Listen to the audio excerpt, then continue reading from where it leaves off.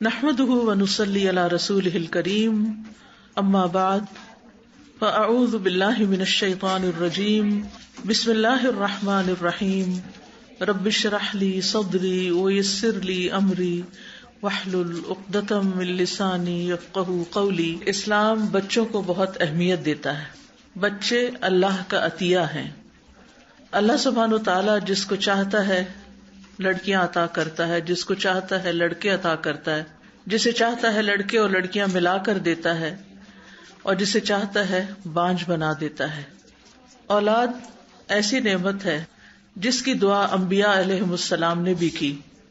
قرآن مجید میں حضرت زکریا کے بارے میں آتا ہے، ہنالک دعا زکریا ربہ، وہی زکریا علیہ السلام نے اپنے رب سے دعا کی، رب ہب لی من لدنک ذریۃ طیبہ انک سمیع الدعاء، اے میرے رب مجھے اپنے پاس سے ایک پاکیزہ اولاد عطا فرما، بے شک تو ہی دعا کو بہت سننے والا ہے۔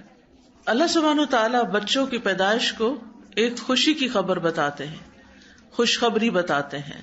جب زکریا علیہ السلام کی دعا قبول ہوئی تو اللہ تعالیٰ نے فرمایا، یا زکریا انا نبشرک بغلام اسمہ یحییٰ، اے زکریا ہم آپ کو ایسے لڑکے کی خوشخبری دیتے ہیں جس کا نام یحییٰ ہوگا۔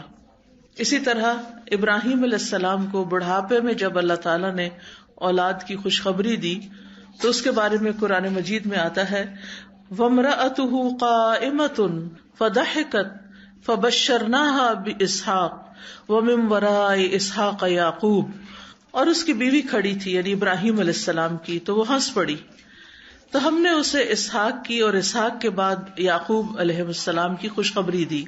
انبیاء علیہ السلام نے اولاد جیسی نعمت پر اللہ تعالیٰ کا شکر ادا کیا۔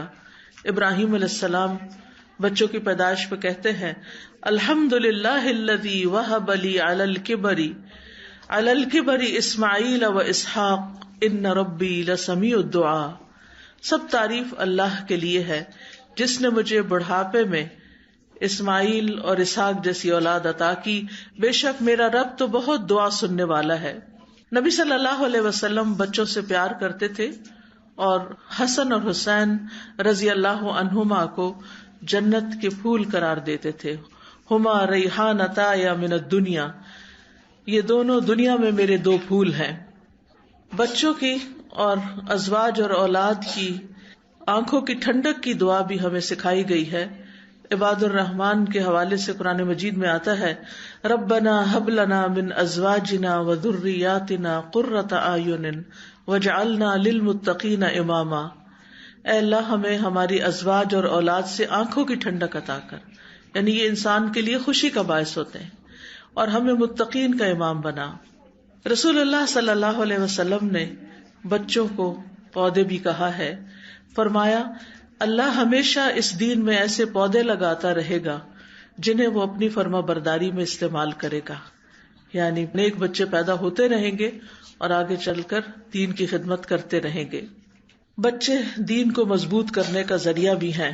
ابن مبارک جب اصحاب حدیث کے بچوں کو دیکھتے جن کے ہاتھوں میں قلم دوات ہوتی تو وہ انہیں اپنے قریب کرتے اور کہتے کہ یہ دین کے پودے ہیں، یعنی آج ان کی نگہداشت کرو تاکہ کل کو یہ بڑے ہو کر فائدہ دیں، دین کے محافظ ہیں۔